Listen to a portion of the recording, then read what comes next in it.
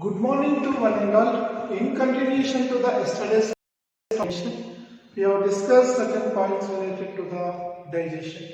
In the digestion process, we have discussed that carbohydrates,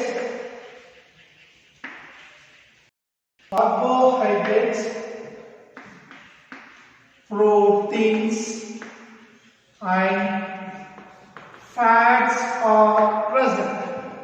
And digestion takes place in three different places. One is oral cavity, second one stomach, third one small intestine, and also in the duodenum, which is a part of small intestine. These two are belongs to the same. Oral cavity, 30% of digestion takes place. No protein digestion takes place. No fat digestion takes place. And when the food enters into the stomach, it stays for 4 to 5 hours because of the action of HCl plus castrol-intrinsic factor, which is also called as gastric juice, and pepsinogen produced by peptic cells or chief cells, and mucosa. So mucosa protects walls. Mucosa protects the walls of the digestive system. Pepsinogen produced by the chief cells will be converted into pepsin by the action of HCl.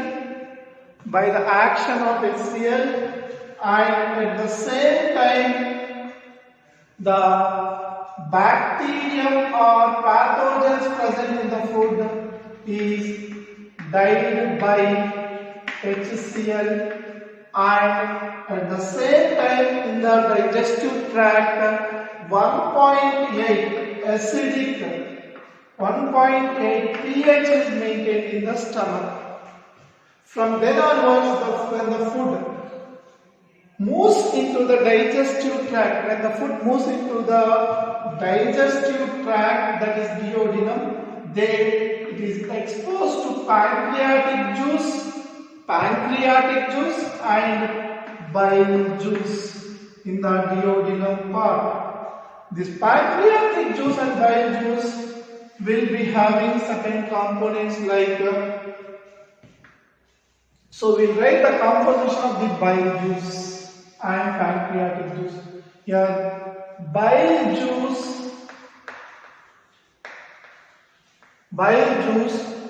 consists of bile pigments, cholesterol, bile salts, and without no enzymes.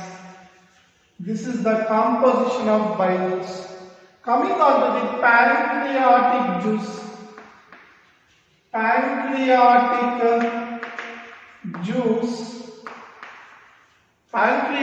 juice consists of trypsinogen, chymotrypsinogen,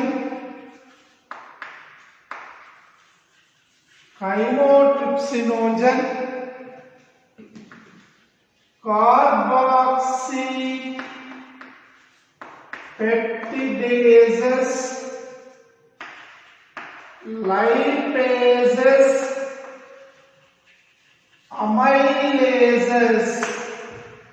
amylases. These are the components present in the pancreatic juice. Apart from these, nucleases also are present. So when the bile juice, they are subjected to here carboxypeptidases. present in the pancreatic juice and trypsinogen and chymotrypsinogen. So they are changed to trypsin. So the trypsin and chymotrypsin acts on proteins and converts the proteins into peptones and peptides. And at the same time, in the duodenum, bile juice acts on the fat and convert the fat into emulsified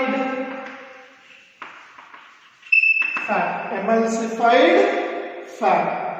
This emulsified fat and the proteins and carbohydrates now move into the small intestine. So already we know that when the food is in the mouth or oral cavity, it is called as bolus, and when it enters the bolus into the stomach, it is called as chyme, and when it enters from the stomach into the small intestine, it is called chyme. It is called as chyme. So here the emulsification of fat is the small intestine now further absorbs the food.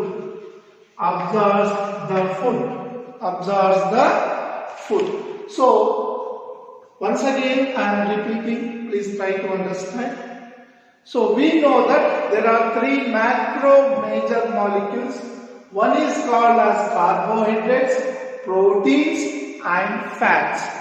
So these are all present in the food, and they are first mixed up with the saliva, then it is chewed, churned, mixed and rotated, and it is made into a ball-like structure called as bolus.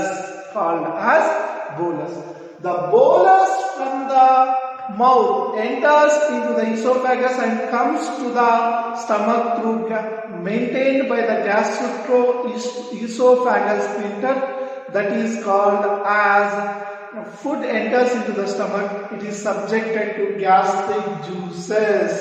These gastric juices consist of HCl, castrol intrinsic factor, and also the other pepsinogen.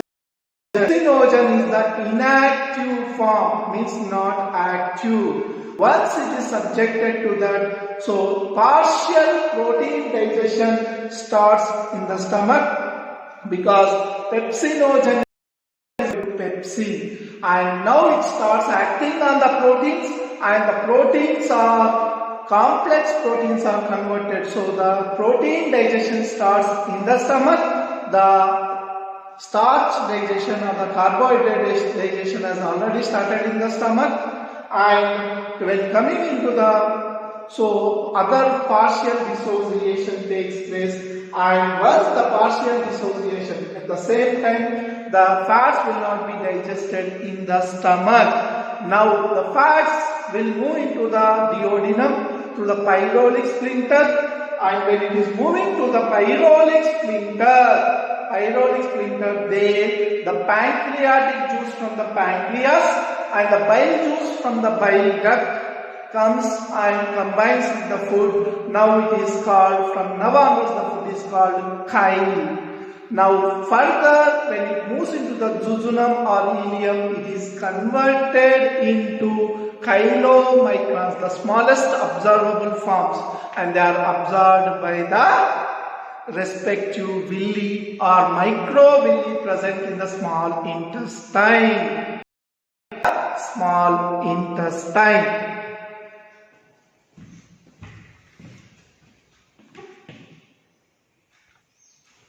Now we will see the fate of the three components. Carbohydrates, The complex form of carbohydrates is starch. The starch by the use of salivary amylase. Saliva consists of salivary amylase that is converted into maltose. Maltose is a disaccharide.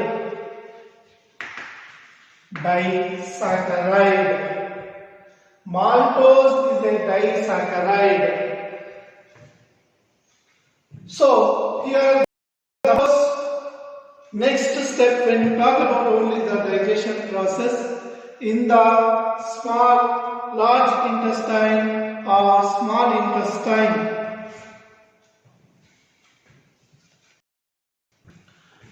Now this is in the mouth, and from the mouth after converting into maltose it comes into the stomach, and from stomach it moves into the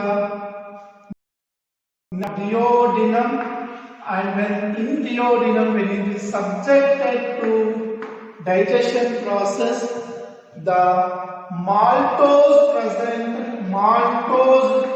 is converted to glucose plus glucose. The maltose will be converted to glucose plus glucose with the help of an enzyme which is present in the pancreatic juice called as amylase. So that is, the enzyme is maltase. Ase means enzyme. Glucose plus glucose, and lactose in the duodenum or the small intestine converted into glucose plus galactose. By the help of enzyme lactase.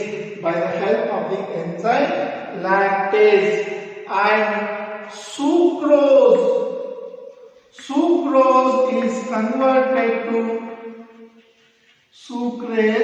is converted to glucose plus fructose with the help of enzyme sucrase. So these three steps of carbohydrate digestion takes place in the duodenum and also in the jejunum of small intestine. This is because of these juices are from pancreatic juices. These juices are from pancreatic juices. So first part in the mouth, second part in the duodenum and jejunum, the digestion of carbohydrates takes place.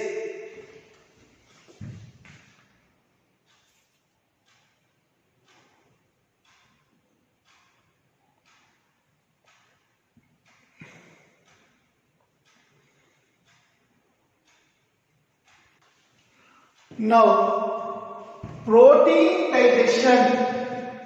Proteins directly move into, means without digestion they move into stomach, and they are subjected to HCl. From stomach they move into the small intestine. So the proteins are first converted into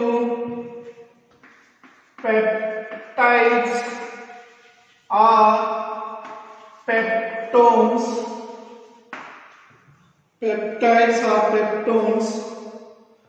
And these are finally converted to dipeptides with the help of enzyme trypsin or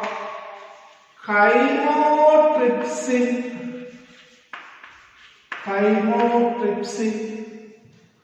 So this happens from the stomach to the small intestine. Once they are converted into dipeptides, these will be converted into these dipeptides after with the help of carboxypeptidases, that is dipeptidases. They are converted into amino acids with the help of enzyme called dipeptidases. Dipeptidases, they are converted to amino acids, means proteins in the stomach when subjected to and enters into the small intestine. These proteins are converted to peptides. Peptides or peptones are proteases. With the help of action of these will be converted to trypsin. With the help of trypsin and chymotrypsin, they are converted to dipeptidases. These dipeptidases are converted to amino acids by the action of dipeptidases.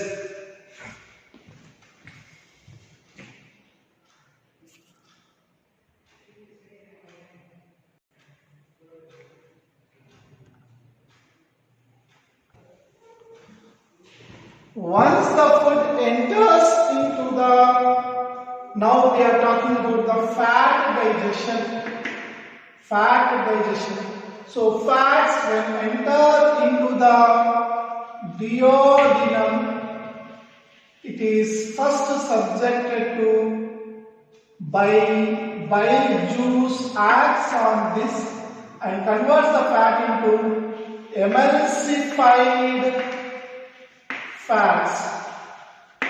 These emulsified fats will be subjected by lipases. Lipases acts on the food. Lipases acts on the food, and this lipases converts the fats into diglycerides. Diglycerides plus glycerol. Diglycerides plus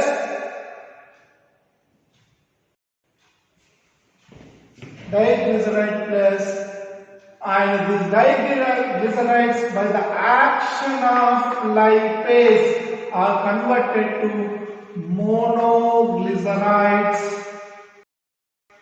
and these are monoglycerides are absorbed as chylomicrons.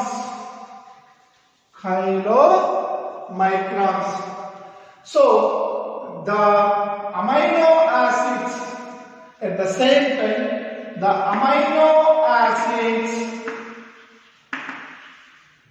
of protein which were acted by the which contains the nucleic acids. The nucleic acids in them, nucleic acids by the help of nucleotidases or nucleosidases. Nucleotidases or nucleosidases are converted into nucleosides. Nucleosides, thus they are absorbed into the blood. They are absorbed into the blood by villi absorbs them and sends them to the blood. So here one point I need to say you that the small intestine consists of a specific type of cells called as goblet cells. Goblet cells. These goblet cells produces mucus, and there are one more type of cells called as brush border cells. These brush border cells produce intestinal juices like nucleotidases, nucleosidases, lipases, carboxyamylases. So these are These flesh border cells produce intestinal juice. So these mucus and intestinal juice combinedly called as intestinases or succus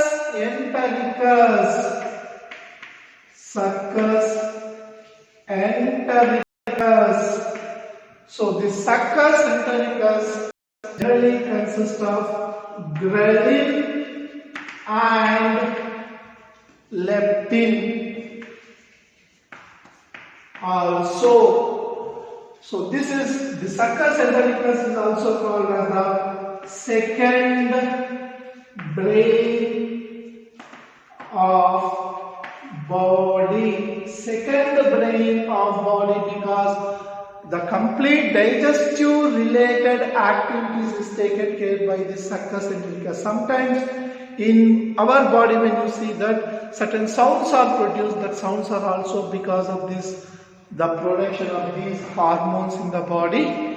So it is completely based on the body relevant activity. So I hope you have clearly understood these points. Now we will start with the large intestine. Clear?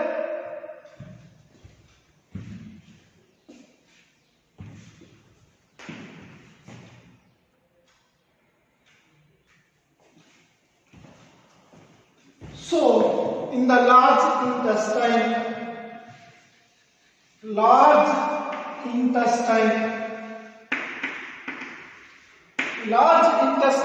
is having three parts, that is cecum, colon, rectum and anus.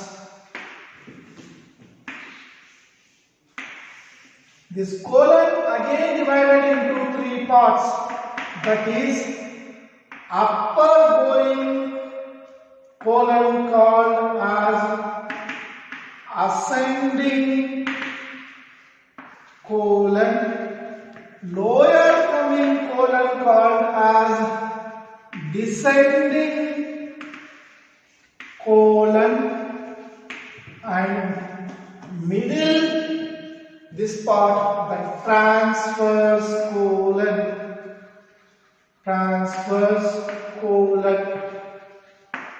So the small intestine part,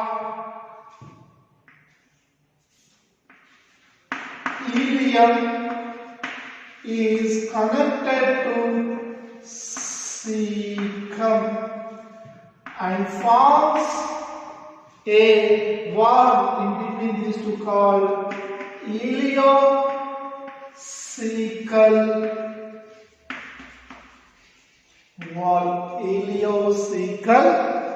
wall. So what does this do? This ileocecal wall prevents backward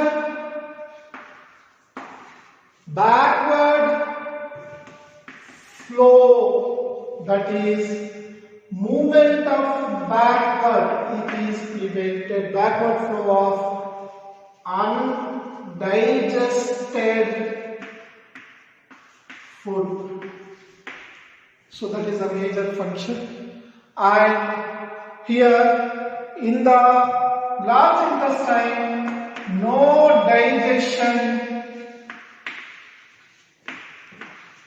take place. Then what happens here? Only storage. And the large intestine is also responsible for absorption of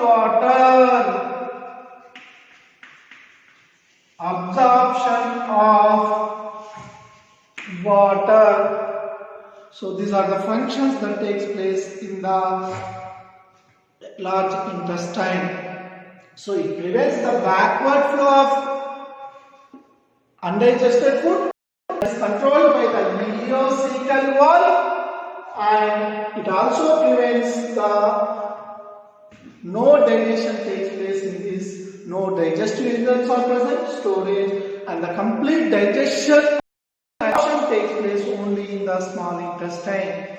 Small intestine is considered to be the most important part of digestive tract. All are important, but that is because more functions. So whatever the food present, the bolus is 30% digested food, and the chyme is 60% digested food. Chyme is 80% digested food, and the chyme when reaches in the ileum, it is 99.99% completely digested food. Once it enters into the large intestine, so the chapter of the digestion process is closed. So in all this, the pancreatic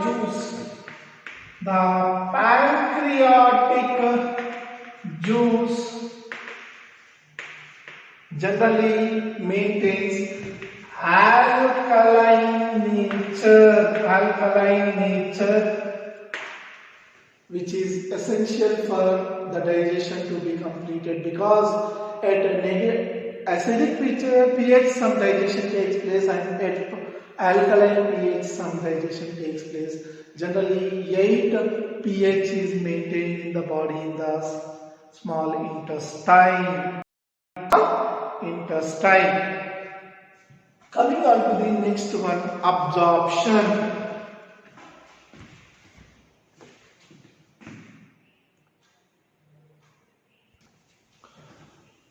So absorption in the small intestine.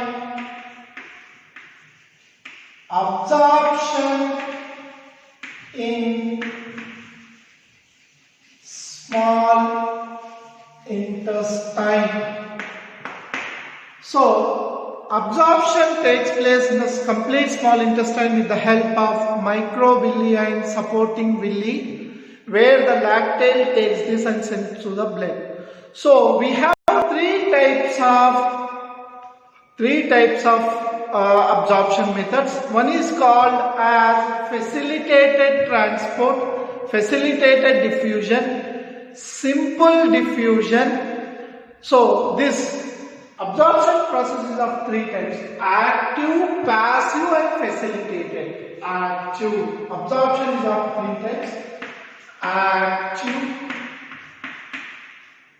and passive and facilitated. What is the meaning of that? Active means with the involvement of energy. With energy or pushing molecules. Passive, without involvement of energy, without involvement of energy. Facilitated, with help of a particular protein. With the help of a particular protein, this transportation takes place. So in these are again three types. So simple diffusion, simple active diffusion. Simple diffusion means without, by passive and active simple diffusion, certain components are transported, absorbed. So what are those? Remember the word cage. So C stands for the chloride ions, A stands for the amino acids, G stands for the glucose molecule, E stands for the electrolytes like HCO3 minus, K plus, Cl minus, Na plus. So the simple diffusion takes place in the small intestine, and the elements which are done by simple diffusion is chloride minus ions, amino acids, glucose and electrolytes. Next, facilitated diffusion. Facilitated diffusion. So in this FAN, fan, remember the word that fan, that is fructose,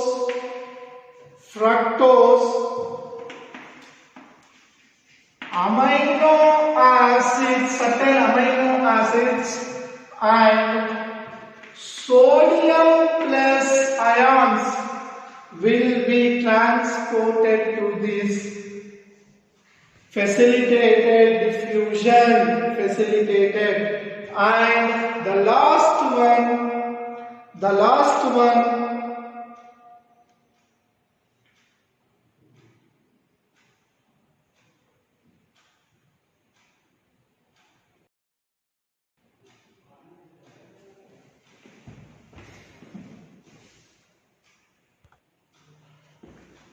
next,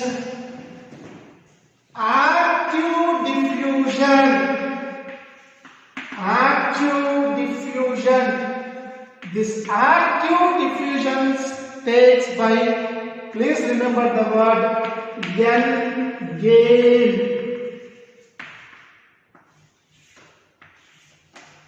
N-gain, that is sodium plus ions,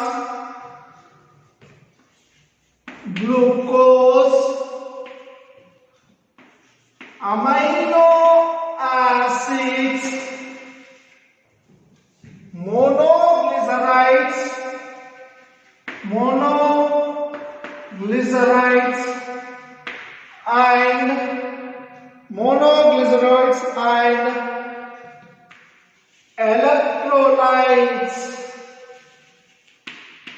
electrolytes transported to this process such way, and fat is not absorbed into blood. So they will be floating in the blood, or they will be attaching to the tissues. So here try to understand that absorption takes place by three methods.